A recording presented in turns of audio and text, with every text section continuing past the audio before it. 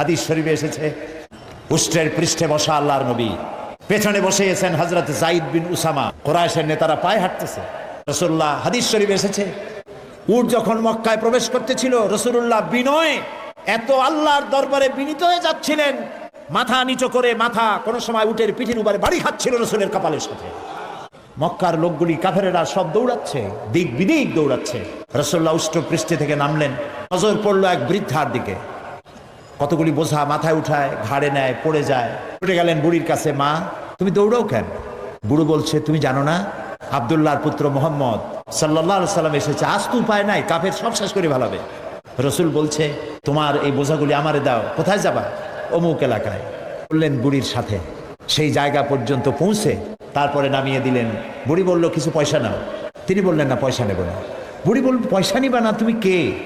তুমি যে আমার মাল নিয়ে কেটে পড়ো না, এই তো আমার কপাল। এই দেশে মানুষ মানুষের উপকার করে বিনা পয়সায়, তুমি কে?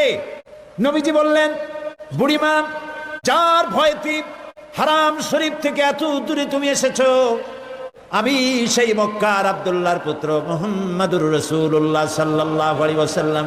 বুড়ি বলে, আরে তোমার বিরুদ্ধে কাফের বেঈমানেরা, নেতারা এমন বাজে কথা বলেছে, কত বাজে কথা তোমার সম্পর্কে বলেছে। তুমি যে এত মহান, এত মহৎ, এত উদার, তা তো বুঝতে পারি নাই। আমি আর কাফেরে থাকতে চাই না, আমারে মুসলমান বানাও।